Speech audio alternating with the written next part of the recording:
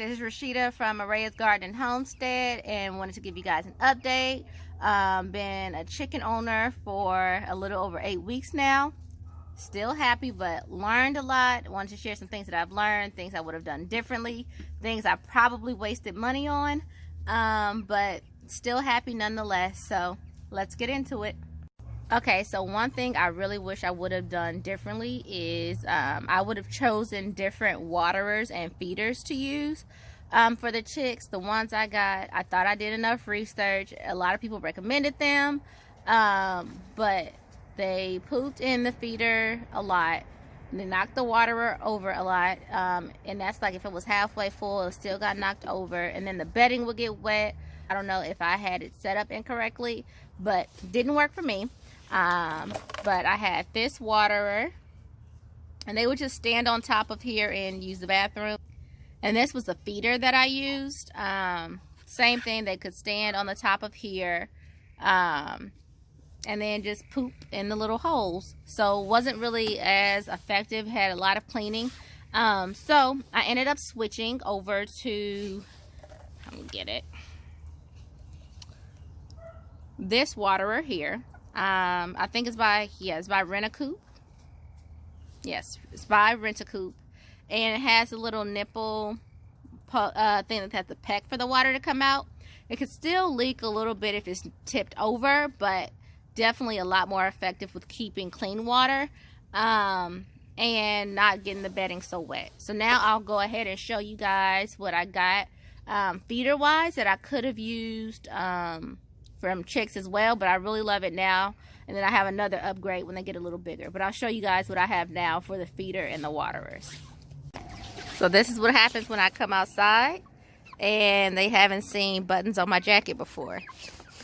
Hey you guys, there's nothing there. I think they know I'm about to mess with their food. I don't have any food for you guys, not right now. So this is the feeder that I got from Rent-A-Coop. Hey! That one is our Rhode Island Red. They do like to peck a lot. That's our Lakeshore Egger that's eating in there right now. But as you can see, they eat pretty well in here. Cannot kick anything into the feeder. They can't kick anything into the feeder whatsoever. But yeah, on the other side, they have a smaller section that would have been good, perfect for smaller chicks, which I'll show you guys after they're eating, or after they're done eating. But I actually really love this feeder. And here's the back of the chicken feeder that would have been for the baby chicks, and you can see how it's a little lower than this one is. So definitely would recommend using this from Rent-A-Coop for the feeders, because there's no way they can kick bedding and poop inside of it. So definitely, or knock the feed out. So it definitely will save you some money on some feed. Okay, here's your food bag. Sorry y'all. And this is their 2-gallon waterer. Both of these are from Rent-A-Coop, but the water fills up about a third of the way. Or 75% of the way. I think they have to be a little older to drink this. This wouldn't have been good. Oh, it says it was good for all ages, so maybe I would try it for my baby chicks, but I've never seen them stand on here, and then it has this cone piece. So they definitely don't stand on top of it, and it can hang on to the back of the coop. I have something for them that's when they get a little bit older, that can also hang. I'll put it right there. Nope, can't go outside. But definitely could have saved some money, some time, and some feed, because they did used to kick out the feed a lot. So you live and you learn. But as you can see, they're healthy, so it all worked out. But I kind of spent a little bit of extra money in the beginning. So one thing I really wish I would have figured out in the beginning, or had a better system for, was my brooder. So I had a pretty good setup for the first maybe 3-4 weeks, and then after about 4 weeks they got way too big for my 50-gallon tub. So I had to kind of let them out a little bit more in my bathroom, which meant a whole lot of poop cleanup. But didn't want them getting too cooped up or confined and getting aggressive. So I wish I would have looked for something a little bigger, or that would have worked for a little bit longer. I ended up using an Amazon box, a very big one that I got, that lasted me until they got 6 weeks old. But definitely wasn't convenient. I had to keep pulling them out to kind of give them some more extra space. But I also did not have a top for the brooder. So when they ended up learning how to fly and jump and wanting to roost, they would all jump on the top and then sit on the edge and poop all on my floor. Thank God I don't have carpet.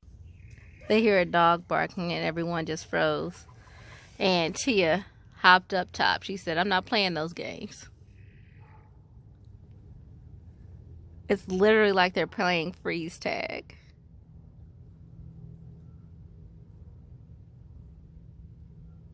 This is so crazy.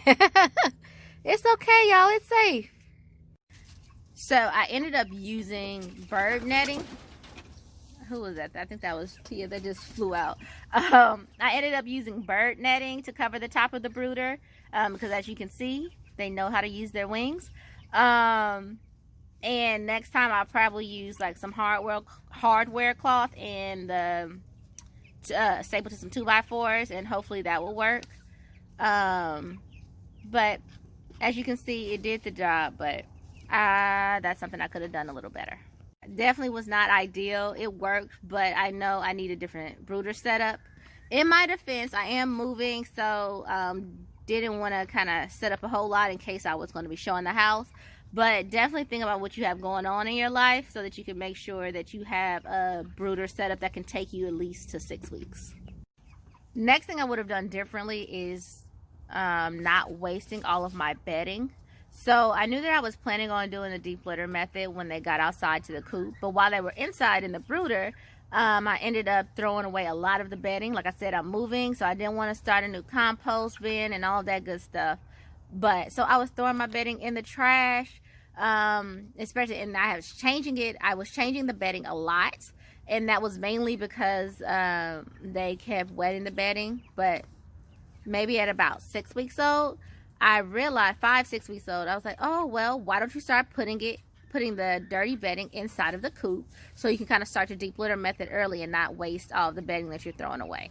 So definitely, if you are planning on doing a deep litter method, especially if you're going to be having chicks while it's colder going outside, think about putting your dirty bedding from your brooder into your chicken coop, and then you can start your deep litter method early and not have to wait until your chicks get outside to start it.